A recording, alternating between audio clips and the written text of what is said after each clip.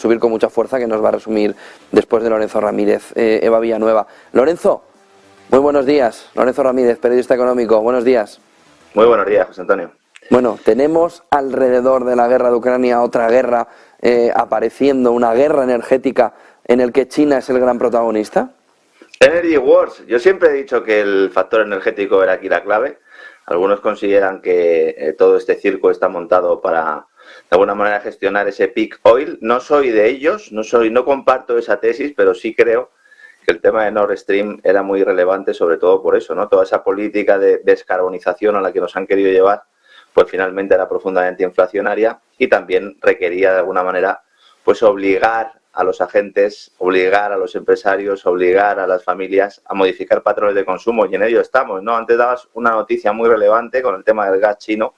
Efectivamente, China va a disparar esa demanda de gas con esa reapertura. Lo dijimos aquí, dijimos cuando China quite el freno de mano, esto va a generar unos problemas en los suministros y luego además no solo afecta al gas, es decir, acabamos de conocer que China dispara el consumo de carbón mientras bloquea una parte considerable además de esa oferta de litio mundial, el denominado oro blanco, y que es determinante a su vez para el desarrollo de las energías renovables y también para la industria tecnológica. Si uno observa datos de cierre del año, China ha aprobado la mayor cifra de licencias para centrales de carbón, con una nueva potencia de generación que equivale más o menos a la producción de lo que serían 2 plantas grandes cada semana. Es decir, como si abrieran 2 plantas grandes de carbón térmicas cada semana, y la causa de esta estrategia es que no se producen, o que no se produzcan, mejor dicho, los problemas de suministro del año 2021, cuando los precios del carbón ya en los mercados internacionales comenzaron su escalada mucho antes de la intervención rusa en Ucrania. Por lo tanto, esto es una gran mascarada, yo siempre lo he dicho.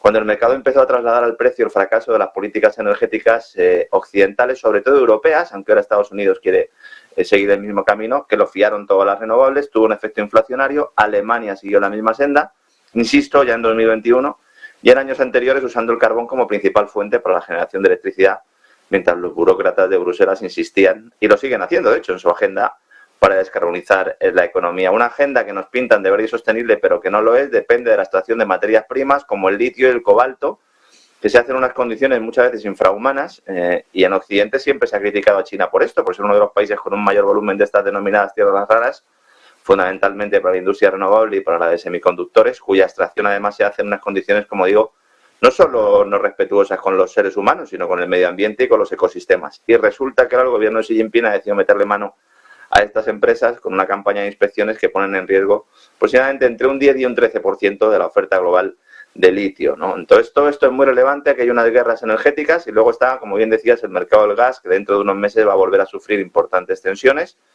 precisamente por la demanda de China, que crecerá en 2023, en el primer año en el que Occidente no tendrá suministros rusos, al menos en el mercado A, porque ya sabemos que en el B se sigue adquiriendo, aunque pagando un mayor precio. Precisamente esta mañana la agencia Bloomberg ponía esta cuestión sobre la mesa, destacando que esa demanda china de gas preocupa más a Europa que incluso el corte de Rusia. Decía en ese teletipo Bloomberg que ha citado antes, es una gran incógnita saber cuánto va a aumentar esa demanda. En la noticia se planteaba un incremento del 35%, pero vamos, ya podemos garantizar que va a haber navajazos para conseguir ese gas, José Antonio.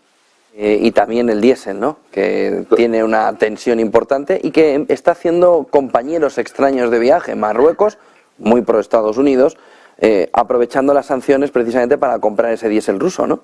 En general todo el norte de África. Ya mencionamos el caso de las costas ceutís y cómo ahí se hacía el traspaso de barcos, pero en este caso lo que tenemos es que países del norte de África han elevado considerablemente sus importaciones de gasóleo ruso y también de otros derivados, de otros refinados de petróleo ruso, y se observa al mismo tiempo un incremento de las exportaciones.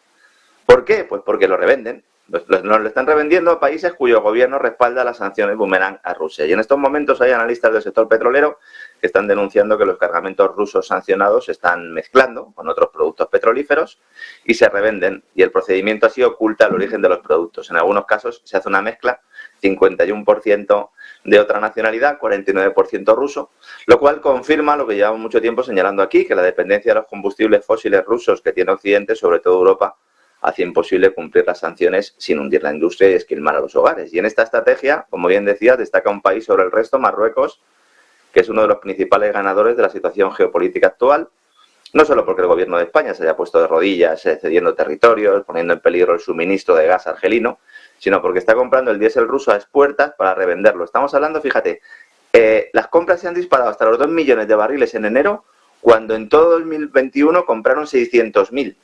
Solo en un mes prácticamente han triplicado la cantidad del año pasado y está previsto que esta cantidad crezca en otro 1,5 millones de barriles en este febrero que hoy termina. Otro país que se está beneficiando de este carry trade de hidrocarburos es Túnez, con casi 6 millones de barriles en lo que va de año, unos volúmenes que evidentemente no pueden ser absorbidos para la demanda interna y que al final pues acaban en Europa. Y luego hay un aspecto fundamental, y es que los puertos norteafricanos están cerca, relativamente, de Rusia.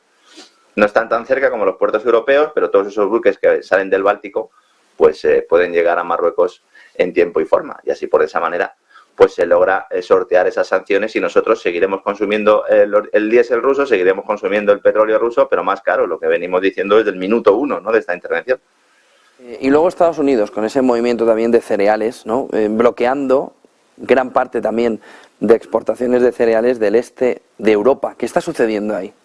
Esto es muy relevante porque solo nos cuentan la parte de los bloqueos que hay a las exportaciones de cereales de Ucrania, pero nadie habla de las exportaciones de cereales rusos, que si el objetivo realmente, como nos están diciendo, es que no se produzca una gran hambruna, debería favorecerse. Y también los fertilizantes, que no se habla mucho, ¿no? En un momento en el que está peligrando ese acuerdo que permite exportar cereales ucranianos, porque Rusia dice, oye, si no me dejáis a mí exportar, yo tampoco os dejo a vosotros exportar. Pues la ONU y Turquía, que ejercen de intermediarios entre Rusia y la OTAN para este acuerdo, han pedido a Estados Unidos y también a la Unión Europea que ofrezcan garantías de que no van a poner más obstáculos a esas exportaciones de grano y fertilizantes rusos y que levanten unas restricciones que en estos momentos pues afectan a la logística, a los seguros, a los propios pagos a través de las sanciones del sistema SWIFT.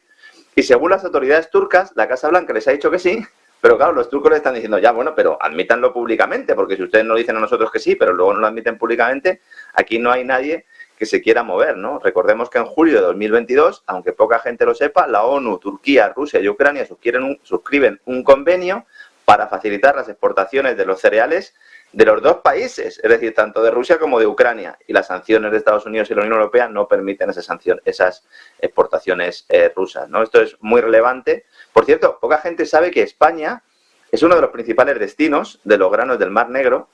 De los que salen de Ucrania, más o menos España recibe el 20% de lo comercializado en total, sobre todo maíz y trigo, lo cual hunde la narrativa oficial de que la mayor parte de estos cereales van a países del tercer mundo. Es decir, la mayor parte del cereal ucraniano está siendo comprado por España para exportarlo, para dárselo a los cerdos. La verdad es que no lo sabemos, José Antonio. Y en ese entorno se ha publicado además, o en este entorno de estos días, ese tercer índice Closing Gap de PricewaterhouseCoopers, con la brecha de género como elemento fundamental. ¿Real o empieza a perder ya cuerpo? A mí me hace mucha gracia esto, ¿no? Porque esto es una gran trampa. Se acaba de publicar un informe, como dicen, nos dicen que existe entre los salarios de los hombres y las mujeres una brecha porque hay machismo y que según los técnicos de PricewaterhouseCoopers se estaría restando al PIB español unos 200.000 millones de euros, más o menos el 18%, y esto es una gran falacia que se repite mucho y que surge de una trampa estadística, ¿no? Hay una cuestión que ningún político ni ninguna feminista que defiende este tipo de estudios puede sostener, ¿no? Si los empresarios pagan menos dinero a las mujeres por realizar el mismo trabajo, ¿por qué hay paro femenino? No debería haber paro femenino. Si se le puede pagar menos a una mujer por hacer el mismo trabajo, no habría paro femenino. Lo normal sería que los empresarios quisieran minimizar sus costes laborales y, por lo tanto, si pudieran abonar un salario inferior a las mujeres, contratarían todas las que pudieran. Es más, si esto fuera así, el sueldo de los hombres sería finalmente rebajado al mismo nivel que el de las mujeres por las propias fuerzas del mercado, porque los hombres tendrían que rebajar sus pretensiones económicas para no quedarse en paro. Y esto muestra claramente lo que es una gran falacia. Son explicaciones sencillas que quedan fuera del debate político. Esto es una construcción, no es una construcción teórica lo que yo estoy planteando, hay evidencia empírica. Esto ya pasó en Estados Unidos a principios del siglo XX, cuando se produjo la emigración de muchos trabajadores negros del sur al norte, huyendo de esa miseria del delta del Mississippi, y en aquel tiempo sí existía discriminación real y había empresarios que pagaban menos a los negros que a los blancos. Lo que ocurrió fue que las empresas que contrataron más negros fueron los que ganaron más cuota de mercado, porque sus costes laborales eran más bajos, y poco a poco la oferta laboral se iba reduciendo y al final hubo una igualación, ¿no? Y aquí sí que hay un tema claro, ¿no? Es el tema del racismo, ¿no? Entonces, por mucho que se repita, esto es así. Y no lo digo yo, lo dicen las propias estadísticas de la Inspección de Trabajo, que desde hace más de una década están acudiendo a las empresas para buscar pruebas de esta discriminación y no la encuentran.